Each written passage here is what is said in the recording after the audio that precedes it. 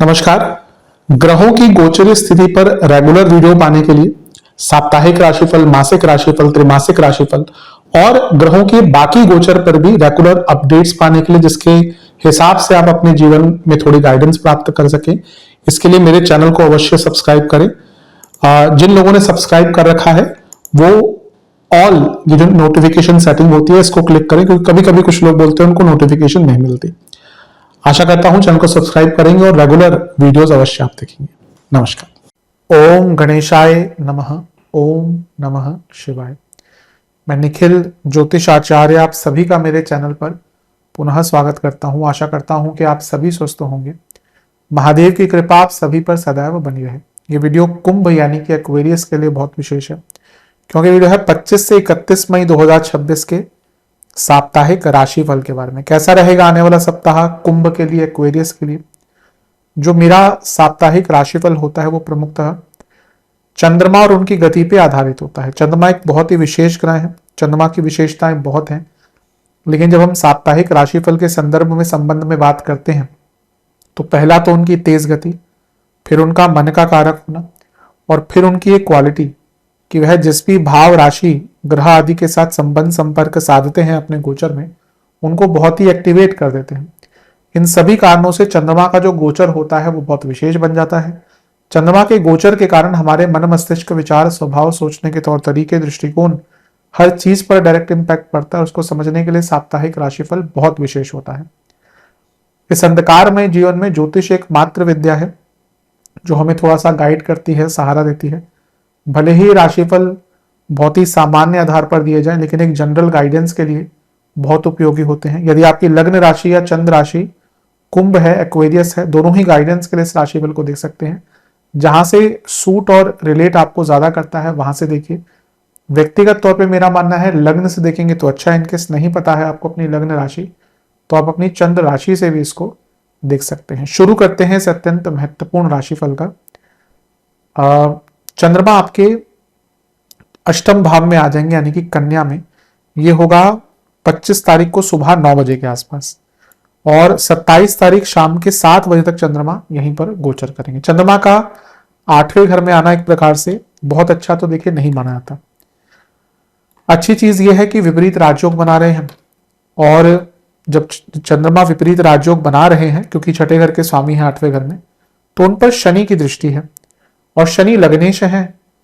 तो धन की पूर्ति के लिए, धन के अटके हुए कामों को पूर्ण करने के लिए शनि अर्थ त्रिकोण में है, और अर्थ त्रिकोण के स्वामी को देख रहे हैं कार्य क्षेत्र में आगे बढ़ने के लिए। 12वें घर के स्वामी है तो विदेश के कार्य पूर्ण करने के लिए। आपका नॉर्मल से हटकर कोई काम है, 2 नंबर का काम आप करते हैं, गुप्त धन का सोर्सेस है आपका, बहुत अच्छा है।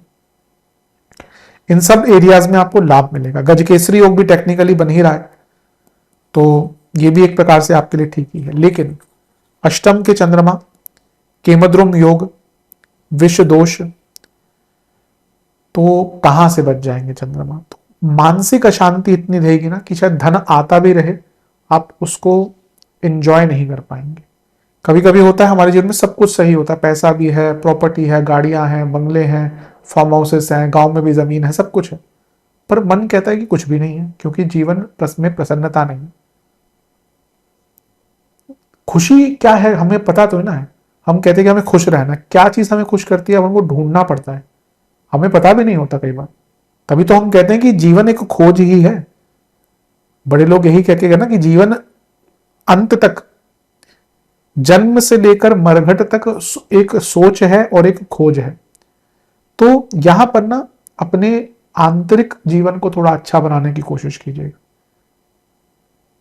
पूजा पाठ कीजिए, मेडिटेशन कीजिए, ध्यान लगाइए, क्योंकि अन्यथा ये टाइम मानसिक रूप से आपको बहुत प्रताड़ित करेगा। नवांश कुंडली यही बोल रही है कि अपने आप को अध्यात्म में, धर्म में थोड़ा बिजी रखिए। दशांश कुंडली कार्य क्षेत्र में थोड़ा फोकस कम रहेगा। बिजनेस में ना गलतियां हो सकती है, नुकसान हो सकता है। लव लाइफ, आई थिंक थोड़ा अपने रिलेशनशिप को मॉरली और थोड़ा उसमें वैल्यू एडिशन कीजिए। वैवाहिक जीवन के हिसाब से तो मैं यही कहूंगा कि जितना हो सके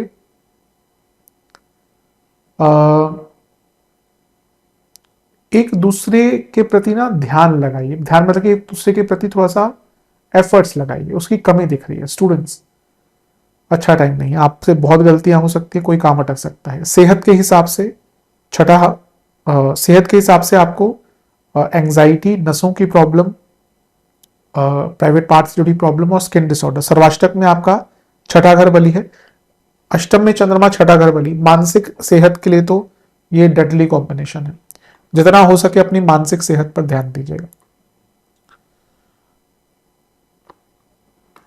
27 तारीख शाम के 7 बजे चंद्रमा आ जाएंगे आपके नवम भाव में, यानी कि तुला में, और 30 तारीख सुबह के 7 बजे तक यहीं पर रहेंगे। चंद्रमा का नवम भाव में आना एक प्रकार से काफी अच्छा माना जाता है। छठे घर के स्वामी जब नवम भाव में आते हैं तो व्यक्ति अपने परिश्रम से बहुत कुछ कार्य प्राप्त या कार्य पूर्ण कर लेता है, ये बहुत अच्छी चीज है। यहां पर चंद्रमा पर बहुत ग्रहों का प्रभाव है। यहाँ पे मंगल का प्रभाव भी है, यहाँ पर गुरु का प्रभाव भी है, और यहाँ पर राहु का प्रभाव भी है। मंगल, चंद्र मंगल योग बन रहा है, मंगल दशमेश है, मंगल त्रियेश है। हिम्मत रहेगी, पराक्रम रहेगा, कुछ अलग करने का जज्बा रहेगा।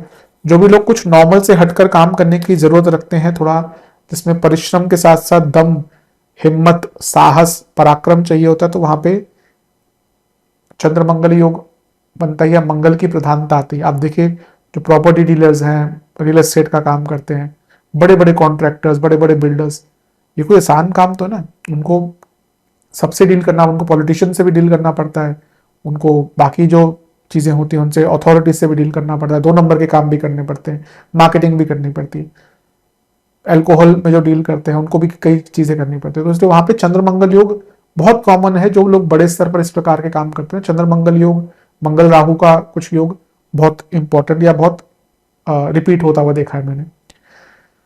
यहां पर क्योंकि मंगल दशमेश है और चंद्रमा छठे घर के स्वामी, दोनों ही उपचय भाव, और मंगल भी उपचय भाव, तो और गुरु की दृष्टि भी है, तो 3, 6 और जो 11 और 10 इन सबका मिलन है, तो बहुत गतिशील रहेगा टाइम, बहुत आराम से आपके काम बनना शुरू हो जाएंगे। गुरु धनेश है, लाभेश है, उनकी दृष्टि पड़ रही तो पैसे के लिए बहुत अच्छा, और राहु लग्न में बैठ के देख रहे हैं तो बहुत सडनली बड़ी अपॉर्चुनिटीज आ सकती है। ध्यान ये देना है कि चंद्रमा अभी भी केमद्रुम योग में है, तो एक साथ बहुत चीजें स्टार्ट मत कर दीजिएगा, अन्यथा जितना कर सकते हैं उतना भी बिगाड़ देंगे। इस चीज पर ध्यान दीजिएगा। टाइम बहुत अच्छा है, भाग्य साथ देगा, अपने जीवन को बहुत महत्वाकांक्षी रूप से यहां पर जी सकते हैं, बड़ी बड़ी योजनाएं बना सकते हैं, भाग्य का साथ मिलेगा, धन का साथ मिलेगा, पराक्रम, राहु की चालाकी, सब कुछ यहां पर मिल रहा है। नवांश कुंडली बता रही है कि थोड़ा रेस्टलेस माइंड रहेगा। दशांश कुंडली, कार्य क्षेत्र में सेक्रीफाइस की आवश्यकता है। आप बहुत अच्छा कर सकते हैं, but you have to sacrifice your time या कुछ ना कुछ, जिससे आप आगे बढ़े। बिजनेस में थोड़ा ध्यान दीजिए, आपकी जो एनिमीज हैं बहुत तंग करेंगे। लव लाइफ, शांत रहिए, जितना शांति से रहेंगे उतना अच्छा रहेगा। वैवाहिक जीवन, मेरे हिसाब से थोड़ा ईगो क्लैशेस दिख रहे हैं। स्टूडेंट्स, लड़ाई झगड़े हो सकते हैं, बड़े स्तर पर लड़ाई झगड़े हो सकते हैं, आर्ग्यूमेंट्स हो सकते हैं। थोड़ा गुस्से पर कंट्रोल रखें। यहाँ पे टाइम ठीक है, लेकिन आर्ग्यूमेंट्स, टाइम वेस्ट, ये बहुत दिख रहा है। सेहत के हिसाब से बीपी की प्रॉब्लम, इंडाइजेशन, पैरों के रोग और स्लीप डिसऑर्डर। सर्वाष्टक में आपका 12वां घर बलिए, थोड़े खर्चे बढ़ सकते हैं, ध्यान दीजिएगा। 30 तारीख सुबह के 7 बजे चंद्रमा आ जाएंगे आपके 10वें घर में, यानी कि वृश्चिक में, और सप्ताह के अंत तक यहीं पर रहेंगे। इससे एक दिन पहले बुध का गोचर हो जाएगा, वो आपके 5वें घर में आ जाएंगे, तो चंद्रमा पर उनका प्रभाव नहीं रहेगा। 10वें घर के चंद्रमा है, नीच के है, लेकिन केमद्रुम योग अभी बना हुआ है। पहले अच्छी चीजों की बात कर लेते हैं। छठे घर के स्वामी उपचय भाव में, उपचय का स्वामी उपचय में, अर्थ त्रिकोण का स्वामी अर्थ त्रिकोण में। जो कार्य अटक रहे थे, कार्यों में प्रबलता रहेगी, काम आगे बढ़ेंगे, आप खुद अपने परिश्रम से बहुत काम पूर्ण कर पाएंगे।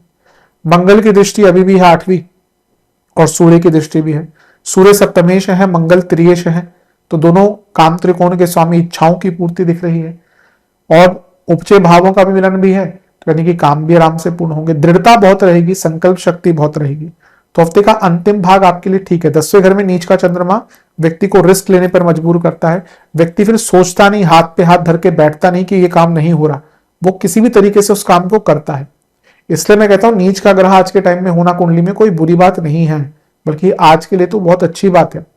आज की कुंडली, आज की डेट में आपके बहुत अच्छे ग्रह अगर बहुत ही शुभ अवस्था में बैठ गए ना, अच्छे ग्रह मतलब कि बृहस्पति, बहुत अच्छे बृहस्पति, कर्क वाले, बहुत बिना एफ्लिक्शन के धनु वाले, बिना एफ्लिक्शन के मीन वाले, एफ्लिक्शन में कोई बुरा प्रभाव नहीं है, ऐसे लोगों को लोग ठग लेते हैं।